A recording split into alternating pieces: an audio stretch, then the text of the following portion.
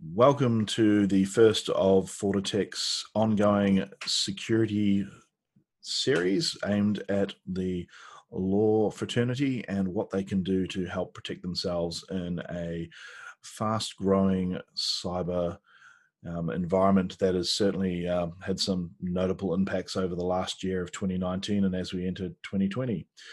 I'm going to jump ahead and I will just remove myself from the video so you can just see me. And here we go. So this will be the first in a number of cybersecurity monthly tips. We're going to start with security assessments and technology policy to lay the foundation, and we'll move on to passwords and multi-factor authentication, following on to protecting data for remote users. Then in June, we'll move into business continuity and backup. In July, we'll look at firewalls and next generation AV. I guess those are the two things that most businesses have been doing consistently well for a while now, deploying firewalls and AV, but the technology's moved on, so we'll delve a bit deeper in July. August, we'll be looking at detecting and tracking events, being able to see what's going on across your network and finding out when you've been hacked, because a lot of people don't know. The current stat is 171 days in your system looking at your data before they execute any sort of attacks, which is a huge number. In September, we'll be looking at patching and the Internet of Things, seeing what's on your network and what can be patched. October, we'll start going down to the dark web and checking out what that is and looking at dark web scanning and security awareness training for staff. November, we'll look at the email anti-spam and protecting yourself from what is the number one way of getting hit. And in December, we'll follow up with incident response and looking at your insurance, just to make sure if you do get hit, what the process is and what we can do. Moving on. So today's agenda is looking at frameworks, finding something that'll work with you as a business, then a security assessment to give yourself a bit of a baseline, find out where you are and what you can improve on, and then finally governance and policy, what we drive the security changes in the organization with. It's all good looking at technology and applying technology to help your business, but without a business driver behind it and ensuring that your staff have something to, I guess, make sure that they're doing the right job, it is very hard to ensure that you are doing things in the correct manner. So why are we here? Well, over 2019, there's been a growing threat in cyber hacks. There's certainly been some notable ones, especially in the Brisbane law community. 62% of small businesses were affected by cyber attacks in 2018. That's actually increasing. We've seen that get close to 70% in 2019. And we expect to see a similar sort of increase in 2020 as well. It's certainly a growing business for those out there. To give you an idea, the amount of cyber theft and attacks that goes on eclipses all other organized crime all put together. So it's a massive issue that's just growing and growing, and we need to tackle this as it affects a number of businesses. The average cost of a cyber attack is $177,324, and that doesn't include any reputational damage or ongoing business damage that may come out of that. That is purely just direct costs. And as stated there is a reputational and staff morale hit as well. If you're told who's been hit twice this year, you're in a fairly bad position, and you're looking at a business that is not doing very well, and everyone who uses them and everyone who works there well and truly knows that they've had a pretty bad time and are probably looking at alternative providers when it comes to looking at their logistics. So it's certainly quite a big one. And I think in the law industry, it's something that is a bit of a worry. I mean, would you as a client go and use a law firm that's lost someone's data before? It's certainly something to think about. So where do we start? Well, one of the things that we need to do is make sure that the business is starting to change the way it looks at things.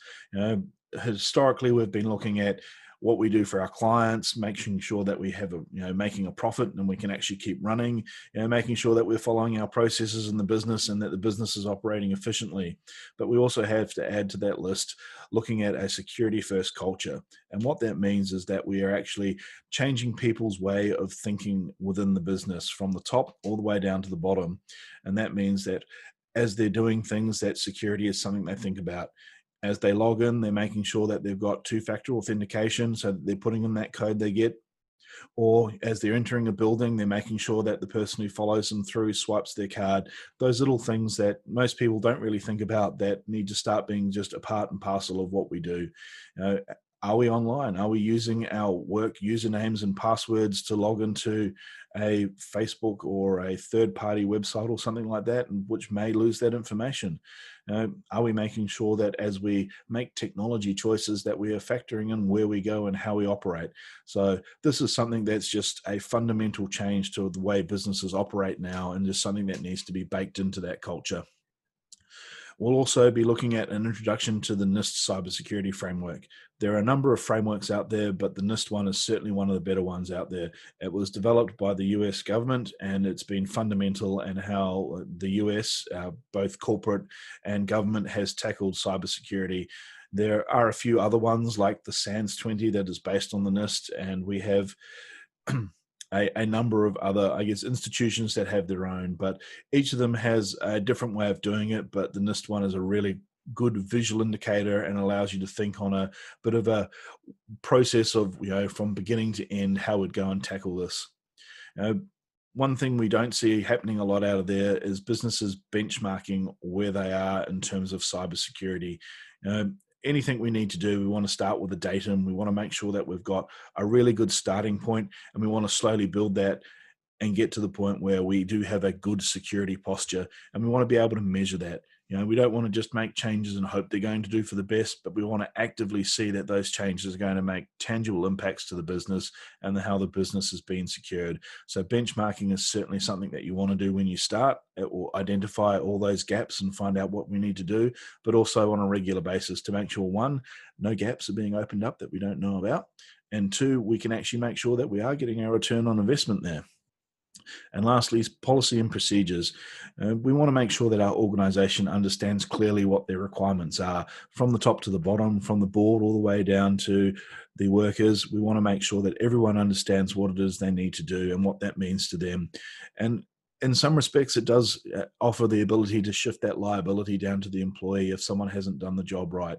So we just want to make that very clear that this is a way that we can identify the requirements of staff, but also a way we can police them as well. So creating a security first culture. What does this mean? Well, we think it really does start at the top. The businesses that we have seen who have done this most successfully, it starts at the board and the partners in that business, those who are, I guess, have the most to lose if something goes wrong.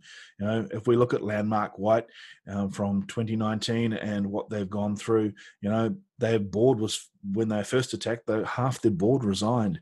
That's a massive impact if you're a board member and you get to have that on your CV forever. We were successfully attacked and we lost data and it affected our business.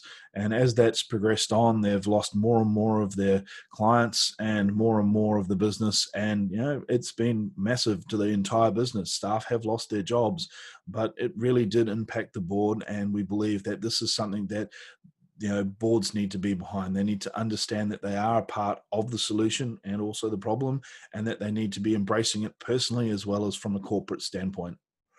This belongs to everyone. This is something that happens right from that top all the way down to the bottom. Everyone needs to be changing how they look at security and making sure that cybersecurity is something that is part and parcel of everything they do, from a personal standpoint to what you're doing in your business. Losing your bank accounts personally is pretty traumatic, and making sure that you're covering yourself from that angle is certainly something you want to be doing. That being said, you can lose that data that you use personally on a website and have that compromise the business you work at. So it is affecting every aspect of your life, not just the business you work at, and is something that really needs to be across the board.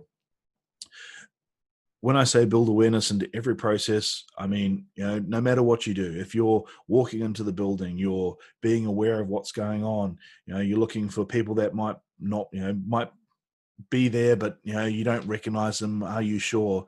I've done checks on other businesses before, and one of the things I love to do is go and sit in their boardrooms. They're usually unpoliced. People leave me alone. I have access to a number of network jacks, sometimes a PC even, and I can sit there and connect to their Wi-Fi once I've got enough data and can crack that. And it's great. It's a peaceful place to sit there and slowly hack the business. And all I needed was someone to pop their head in and go, I'm sorry, but I don't believe you should be here. Can I ask your name and at least inquire a little bit? That, I guess, fundamental curiosity of what's not quite right and asking the question needs to be something that is, I guess, nurtured within a business so that staff can understand that they can put their hand up and go, I'm not sure if this person should be there. Can someone check and, bounce it around and see if that's the case? You might be able to catch somebody red-handed. But even online, little things, business email compromise is one of the massive ways that businesses lose money. They've got an email, Office 365 is a prime candidate with this being online that's been hacked. And an email is sent to one of their other staff, normally to say, can you transfer X amount of dollars into an account? I need to get it done. I'm in a rush, whatever the story is. And often this happens. And sometimes that could be stopped by just picking up the phone and ringing and confirming that is the case. The biggest loss so far was between the Nippon Corporation of USA and Japan, and they lost $50 million US. And that was due to Japan making a transfer to a US business account that they thought that the US guys had requested, and they hadn't. And the money went to a third-party account and just disappeared. So it's a huge amount of dollars that get lost, and it could have easily been resolved by just having a call. And that's what I mean about that awareness into every process. Be aware that little changes, little checks, being able to just notice little things are what really makes a difference. And you need to make sure that those people who are spotting those things and are bringing them up are recognized appropriately for it. This is something where the policies aren't just there to enforce things and beat people down, but can lift them up as well.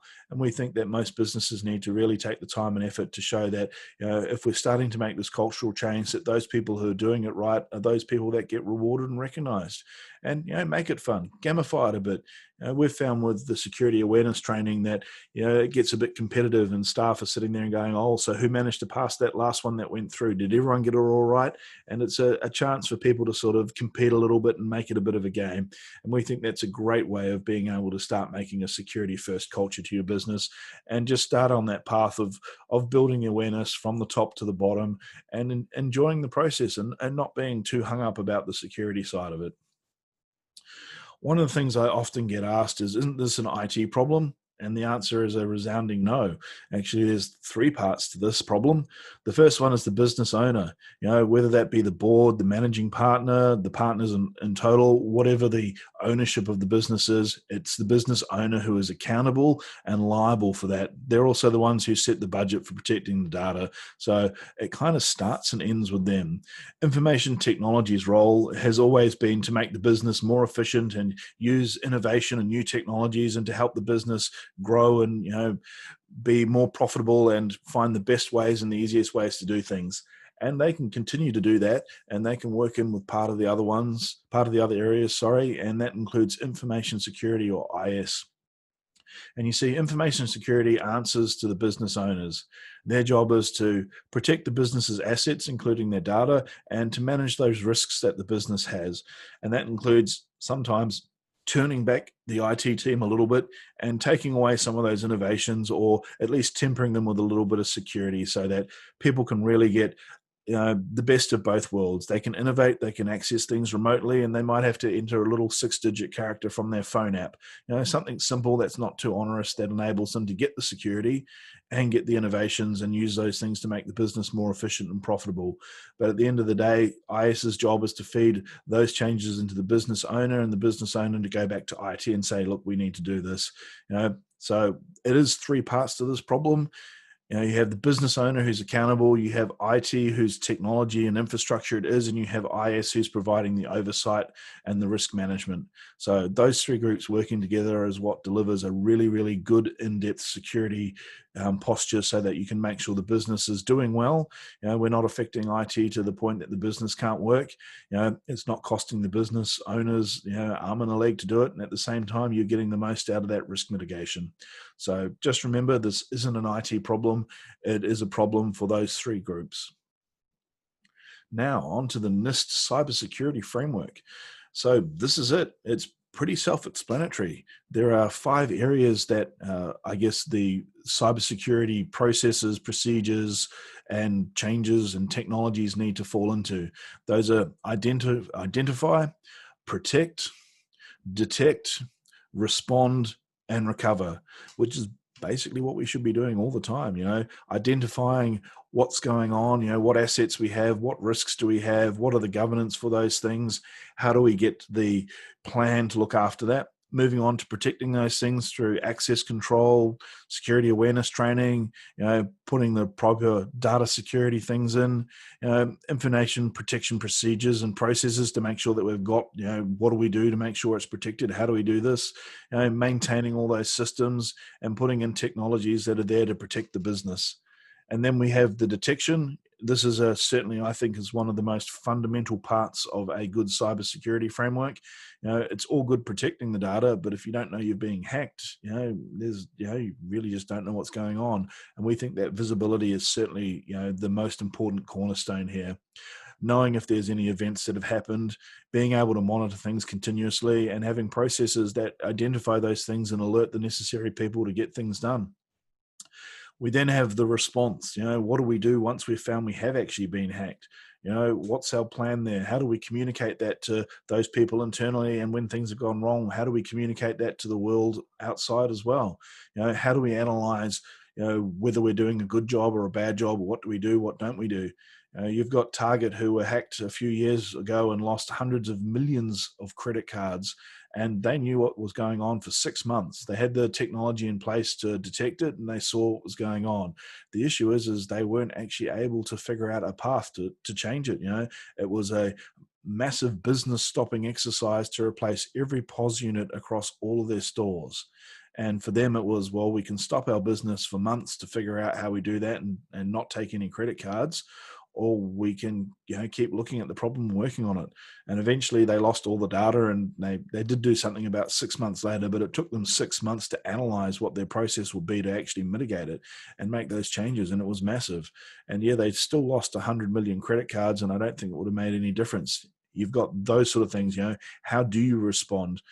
We can all argue whether that their process was good or bad, but you do need to take time to figure out what the best response is going to be. And sometimes watching what's happening and finding out who's doing it is one of the best things we can do.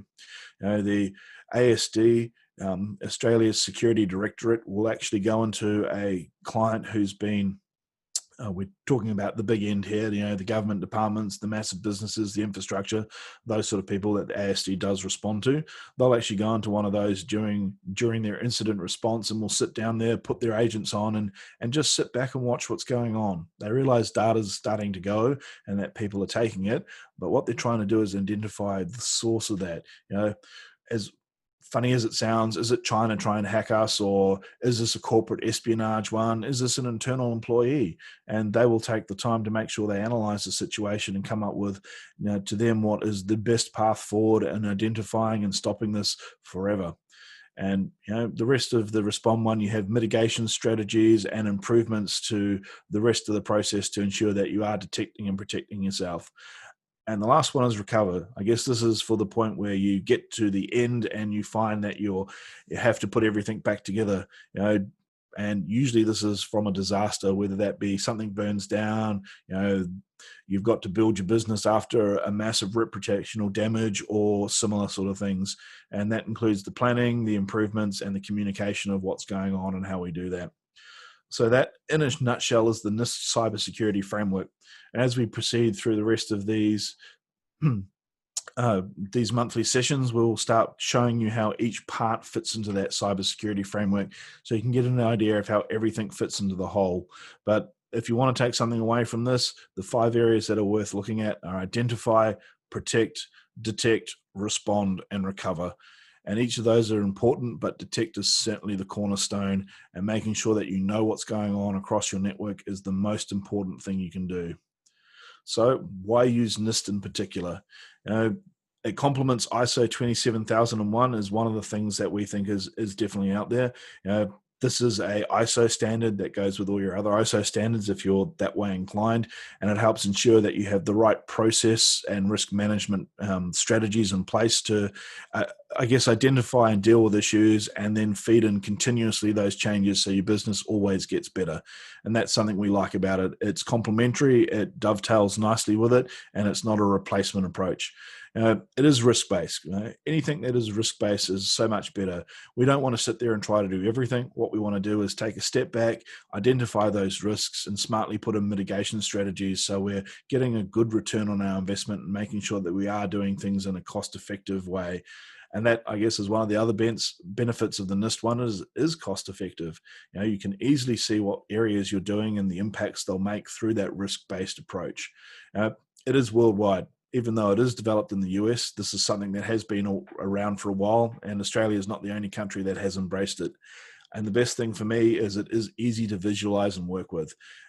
I like a strategy or a framework that I can sit there and look at and go, I can understand where each of these parts are, and I can understand how to work with it and apply them to a business. And I think that's important. There's no gain in getting a standard or a framework and then not being able to apply it to the business because it's too clunky or it doesn't fit in or it just doesn't make sense. And I think that is certainly something we need to be looking at when we choose one of these. And that's why I definitely recommend the NIST cybersecurity framework as the one that suits almost every business. It is obvious enough to identify the areas you need to be, shallow or deep enough depending on the business's size and its needs, and it's easy to visualize where you need to go and what areas you need to do. And because it's risk-based, we can sit there and go, these are the risks we're trying to mitigate against, and putting in those things that'll cover the risk and the likelihood of that happening. So it's, I think, one of the best ones out there, and that's why I like it. But don't just jump in. I say that to businesses and, they want to get something done. They've heard about cybersecurity. Can we just go and implement a whole lot of stuff and do it? And the answer is don't do that. We suggest stopping for a minute and first starting with a benchmark, seeing where you're at. What do you know about your business from a cybersecurity perspective or a general security perspective? What risks have you got? Have you identified the high ones? Are there areas of quick improvement? Grab that low-hanging fruit and deal with that first. It's the quickest way to get a good return on investment, is making sure you're ticking off those easy wins that are low cost, that can make the business's cybersecurity posture a lot more mature. And, we can then prioritize the appropriate actions and make sure that we are doing things in the right order. We're not just jumping straight down into a massive data classification project if all we needed to do was turn on MFA to add a huge amount of protection to the business. And regular security assessments. I can't stress this enough. You can make changes, you can follow a framework, but unless you actually sit there and measure what you're doing, you won't be able to get a good result. And I think that's fundamental. Measure at the beginning, measure as you go along, make sure that new risks aren't popping up or areas aren't getting opened accidentally, and you know what's happening. And definitely, appropriately looking at what the costs are to mitigate those things. If you're going to save yourself $1,000 in loss by spending $10,000, it's absurd, and we want to avoid those situations. We want security in businesses, but we don't want to bankrupt them when we do it. The whole point is to get that middle ground of making the business secure, protecting the clients, protecting the data, protecting the business, but not at the cost of the business at the end of the day. There are a number of NIST security assessments out there, and we believe that they are a good way of doing that initial baseline. They do cover the 5 areas we've discussed before: identify, protect, detect, respond, and recover. And they really look at, identifying those data assets you have. Where do you have data? Is it an Office 365? Are you using Action Step Online or Leap or something like that to put all your data in? Do you have a server on site? Is there data on people's laptops and desktops? How about USB keys? Being able to identify what those data assets are and who has access to them is important. Does everyone have access to all of the data in Leap, for example, or do you segregate that and provide some sort of role-based access there so that people have less access to data? Loss of a a junior staff member who's only got access to a small subset of data, or in the case of an Office 365 account, this one we've heard more than once, we've found junior lawyers who have had access, had a breach, and they've accessed the data of their Office 365, and there's been, for what's been a fairly good outcome, there hasn't been any client data in there. But if that had been a senior lawyer or a partner, who had a lot of client data from fairly big clients, clients that have helped the business and get a good return, if they'd lost that, that sort of impact would be massive.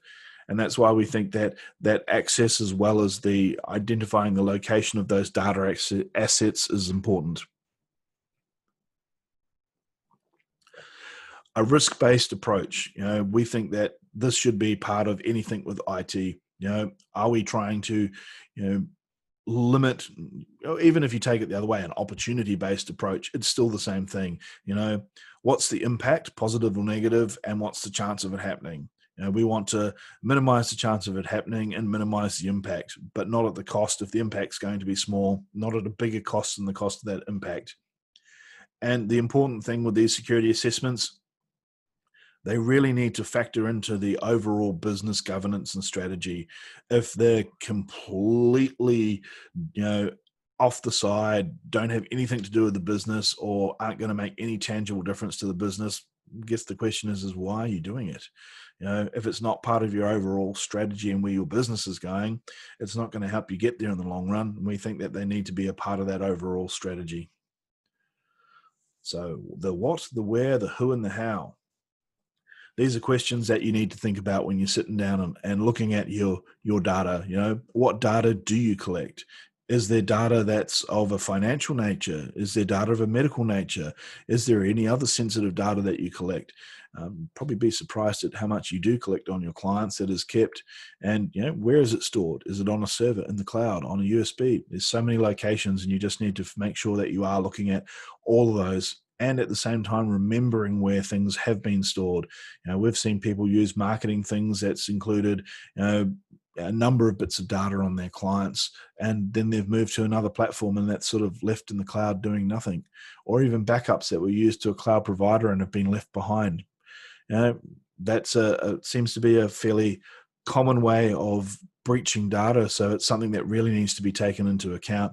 And just making sure that you aren't leaving data in weird locations in the cloud. So where is it stored is certainly important. Who has access to that data? Is it you? Is it all your employees? Is it a third party?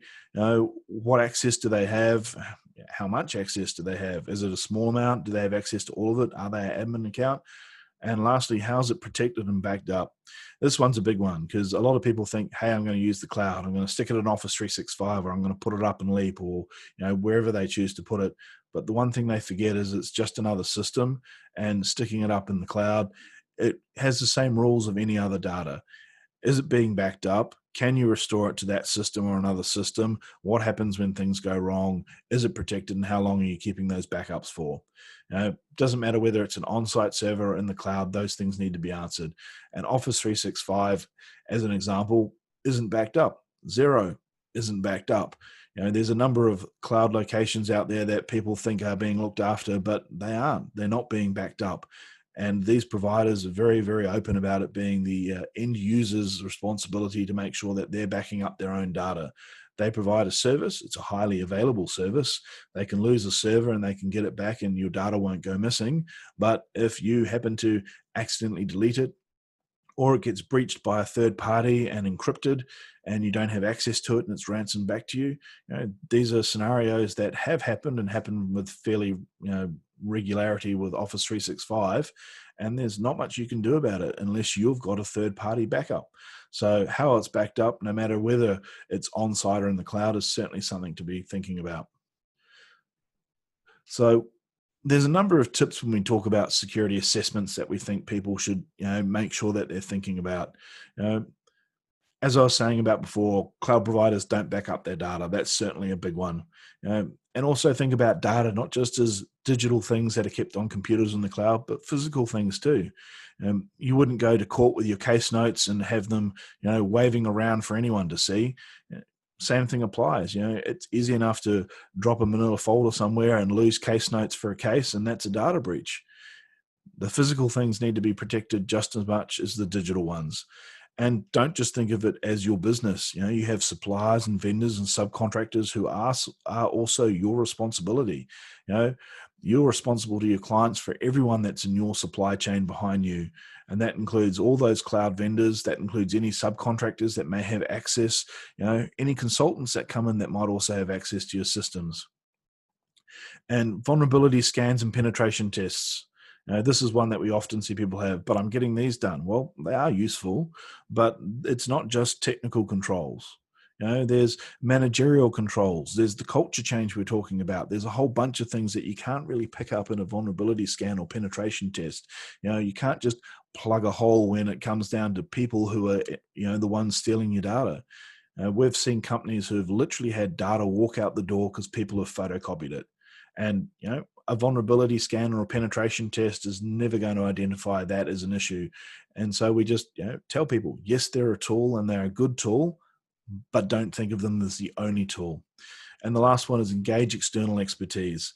We've seen even the largest of IT companies not be very good at cybersecurity, and we recommend that people actually sit down with another provider who's outside that can give an unbiased view of what's going on, can provide expertise in an area that's getting more and more complex every day, and can make sure to guide you in the right direction. Remember, there are three people that factor into this problem: business owners, IT, and IS. And we recommend that you keep them as three separate, distinct areas. You want to get an IS who's external, who works with your internal IT or your other provider, just to make sure that you're not having that conflict of interest there. And we think that that's fundamental. So, free security assessment resources. Well, Microsoft Office 365 now has deployed a security score, and we think this is a great way to start. It's an easy way to see whether you've got your first cloud resource that almost all businesses are using relatively well secured. We also think that I Have Been Pawned is a great website. You can go stick your email address in there and see if you actually lost your email and password before, and it'll also tell you some of the big losses that you may have lost it in. Detectify is fantastic for scanning cloud providers, and will tell you whether their cloud services have any things open to the world that are pretty dodgy. And believe it or not, there's a few that do. PCI DSS. So this may not necessarily be a standard that applies to you, the payment card industry data security standards, but it is a comprehensive set of controls. And we think for that reason, it is nice to look at it and go, well, here's a way to lock down your network from a perspective of handling credit card data. And we think that that should be applied across all sensitive data types. So we think that as an ability to get the free assessment from them and go through the checklist, it's a great way to see if you're doing the right thing and provide a good bit of feedback into whether your NIST framework is working. Remember, the NIST framework gives you guidance on how to look at things. It doesn't tell you how to actually do them. You need to provide those technical controls from other means, and this is where we think the PCI DSS comes into its own. And we've even got our own FortiTech security questionnaire. We'll show you this link at the end of it, but if you go to our website and scroll to the bottom, you'll see it there. And that it's a great way to answer a few questions and see if you've got the basics covered or whether there's anything fundamentally missing. It's about 80 questions, so it's reasonably comprehensive, but we'll start you on the right direction of seeing if there's anything that you need to tick off. So what do you do when you've got your security assessment? Well, I guess the whole point of this is you get an ability to, have a target risk profile.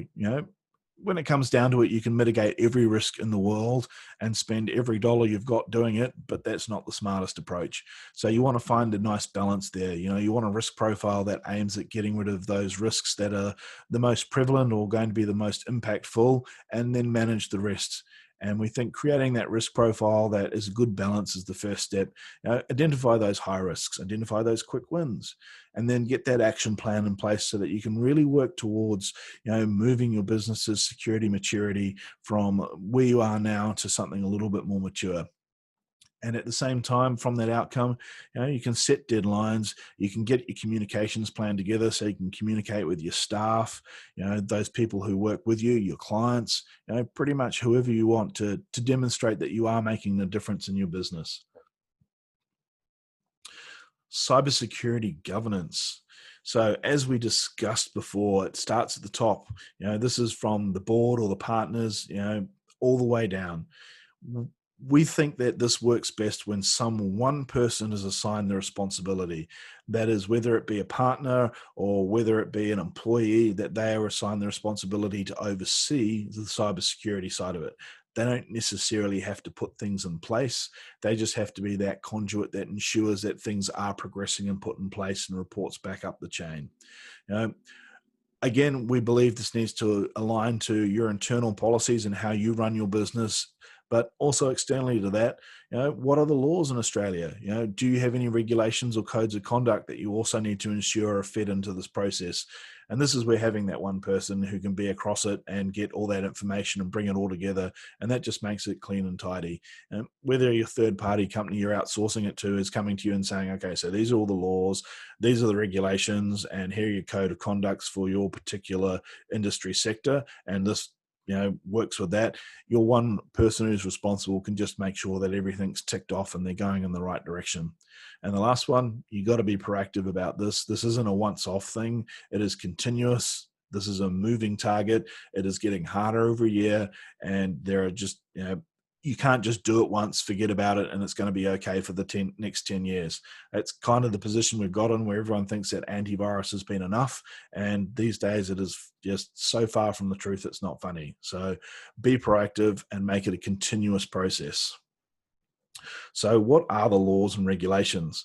Well, first up, we have the Australian privacy principles, and these really dictate what we do with data that we collect from our clients and how that's kept stored and how they can access it as well. We've also got the notifiable data breach scheme, and this is a fairly new scheme. It's been around for about 2 years now, and that is based on what happens when you lose data. Who do you have to talk to? What constitutes a breach? How do you go through that process once you've been breached? And it's a particularly good set of processes and procedures in that scheme, but it also comes with some penalties if you don't go through and do the right process. So it's something to keep in mind when you're doing your response planning at the end of it. The Cybercrime Act has been around for a while now, and that certainly has a number of areas to keep in mind about what constitutes a cybercrime. And the Spam Act is something to keep in mind too. So as much as we're not talking about spam here, there are some areas of that just need to be kept in so that we're doing it. We've found overseas that the GDPR, the General Data Protection Regulation, that's been, making changes in Europe. We think that this is actually a really good approach, and it's a fairly good set of laws. And we think that that's going to start showing a bit of bleed out into Asia Pacific and across to the US over time. And as we sort of slowly transition, businesses to looking at, and governments as well, to that sort of level of protection. And again, PCI DSS, if you do handle credit card data, this is an area that you do have to be compliant with. So the last section, cybersecurity policies. What sort of policies do you need and what should they contain? Well, we think the first step is to have an acceptable use policy that covers the technology in your business and how your employees, your subcontractors, basically all your staff, top down, internally and externally, can use the technology that you provide. That can cover things like mobile phones and bring your own device, or their home laptop that they use to connect into your data. Can cover those sort of devices. Social media is a big one. We think everyone should have a social media policy and make it something that everyone knows about. So if someone goes and posts something they shouldn't do, there are ramifications and actions for them, and it can control the flow of communications out to the world. Email usage has pretty much been in effect for a while, and we think it should be there, along with internet usage as well, and also what sites are deemed appropriate and not. As passwords have become more and more of a sticking point, we think that noting what the complexity is, how they're stored, whether multi-factor authentication is used, all those things need to be included, and across all the areas your data is basically in. So whether it be Office 365, work, or however, all those things need to be covered. Got internet use in there twice. Well, it certainly is important, so it's something worth keeping in mind. Removable devices such as USBs. the amount of data that's been lost on USBs is obscene. So having USBs, as whether you use them or not, and making sure that that data is protected and what data gets put on them is definitely something that needs to be in a policy. Handling of sensitive data, such as personally identifiable data and financial data. These are things like people's names, addresses, birth dates, all that sort of stuff that no one really wants to go walkabouts. And you could even include medical data in there if you're in, law firm that deals with people's medical records. That sort of thing needs to be protected, and it is sensitive, and as such, it has a higher level of protection than just, say, your business processes or similar sorts of data that you keep there. And then reporting those issues, suspicious activity or loss of data. We think that in a technology acceptable use policy, there needs to be a mechanism for reporting it so people are clear what they need to do. And if something goes wrong or they've found something that they're not sure of, that there's a mechanism to go and talk to someone about that.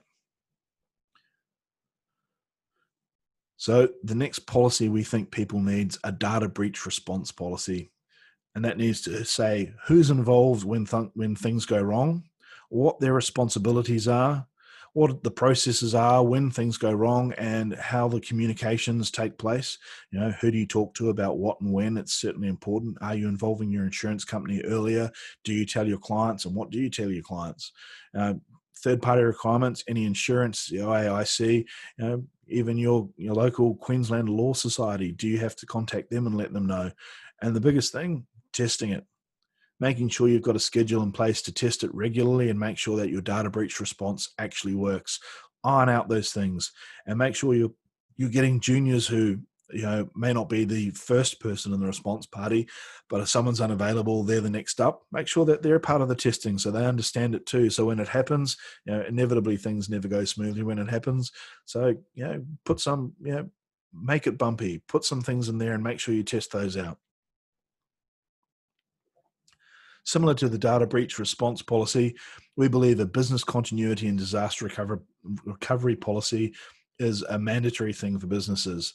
And it has a very much a similar process to the data breach one. Maybe not as specific with OAIC's requirements for notifying those data breaches, and maybe a little bit more general to cover any sort of disaster, but certainly something that has those same parts to it.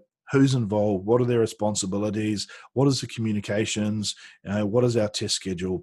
And make sure you test that one as well, just as regularly as your data breach one. It's a good idea to make sure that these things are done either quarterly or something similar, just so that everyone's okay with it and knows what to do. Vendor management and third-party access. This is one of those things that we think gets forgotten about. You've got third parties who come in and consult. You've got, whether you do your IT through an external provider or your marketing through an external provider, you've got a number of people who touch your data and need to be part of it and taken into account. And you need to ensure that you have a process to manage them and make sure that they're doing the right things. Are they screening their employees, which is the next policy? Do they get police checks? Are you checking that off?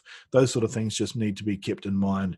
And in a part of a vendor management policy, and again, for the business, an employee screening one.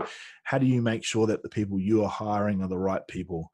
And these are the policies that we think that businesses need to do. A technology acceptable use policy that covers all those technology aspects, data breach response, business continuity and disaster recovery, vendor management and third-party access, and employee screening. So that concludes today's session on governance and policy, and should give you a bit of a start